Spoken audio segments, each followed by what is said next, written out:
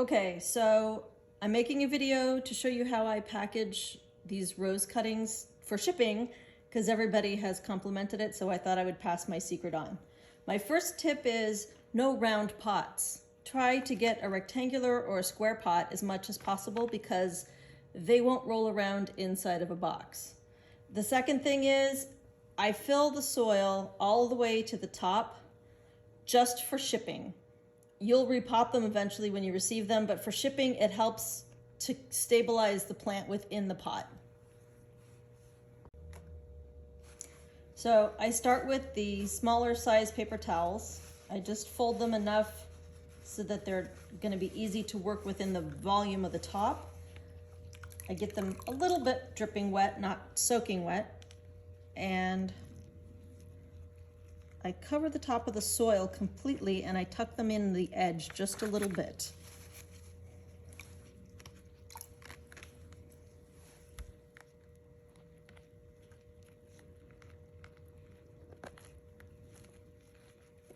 That helps keep the soil stable, and it also helps keep the soil in and keeps the plant stable within the pot.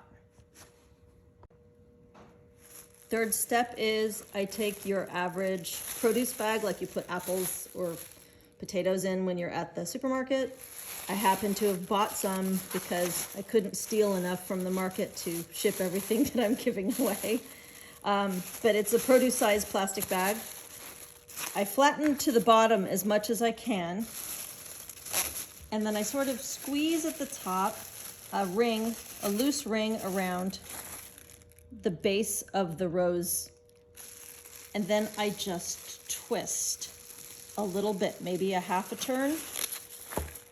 I'm not strangling the rose. You can still see the inside. I'm not squeezing it together.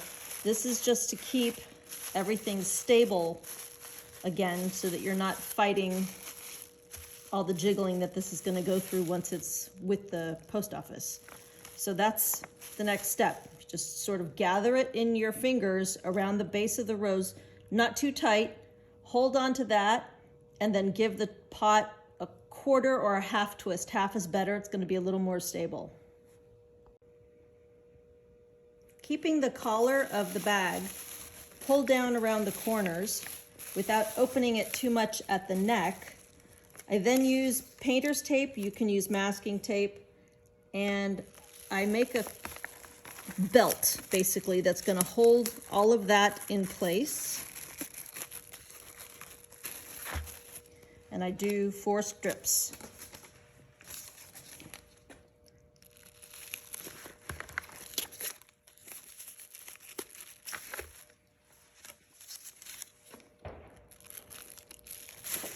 Country life.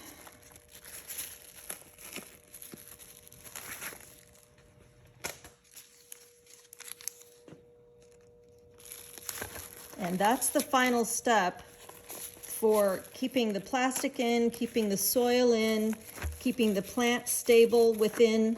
I mean, you can hear pretty much nothing going on there. Nothing moves. This will then go into the box. Okay, so once again, this will be our second rose for the box. Damp, wet, but not dripping.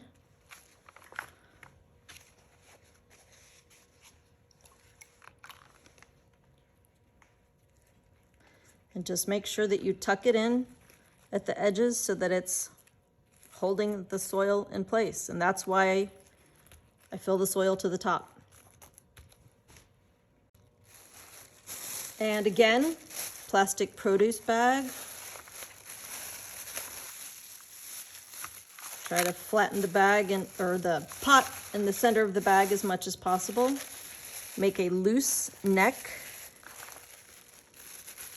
around the base of the rose and twist, and then fold that down over the edges of the pot, and that keeps your paper towels and your soil and your rose stable inside the pot. I'm taking. You bastard. Uh-oh. Uh-oh. Oh no. We're having a tape collapse. Okay. Okay, so you've got your collar pulled down over the edges. And I tape as close to the neck of the rose as I can. That's where you want the most stability. Oops. There we go.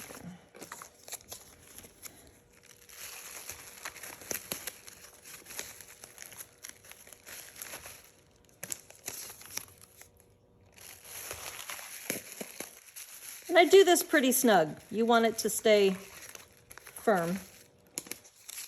But I try not to bend the pot too much if I can help it. Some of these pots are thin. And that's ready to go in the box. So the tricky part is getting them into the box to be stable for shipping. And part of that is selecting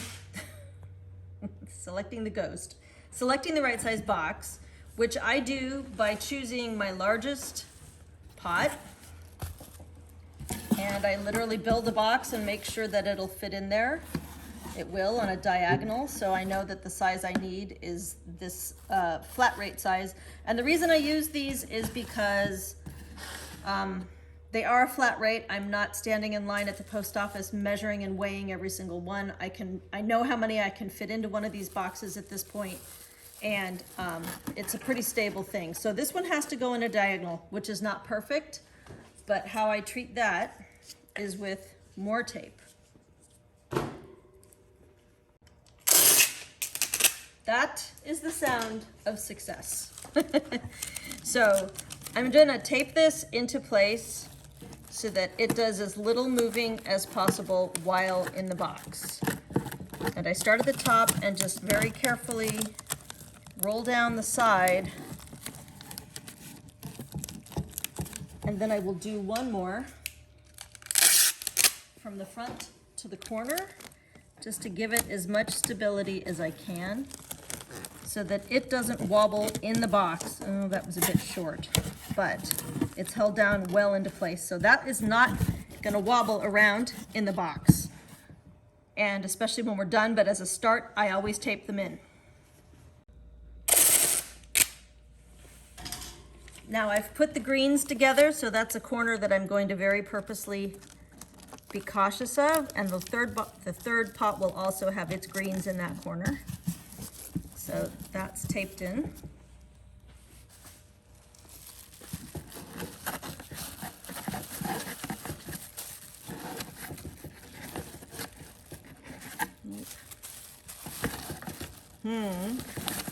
Oh, perfect. Okay.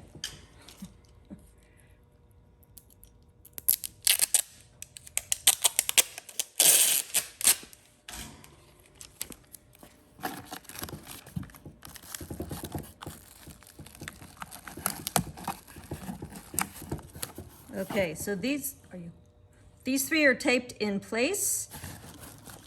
They don't move very much. And now we're going to put in air pockets to make sure they don't move at all.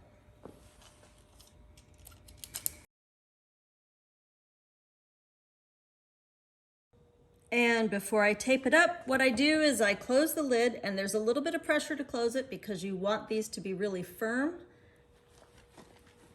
but they're not going anywhere inside that box. Time for tape. One final tip before you close it up and forget what's inside.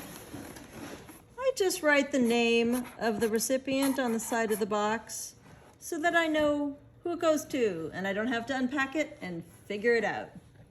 That's it, off to the post office.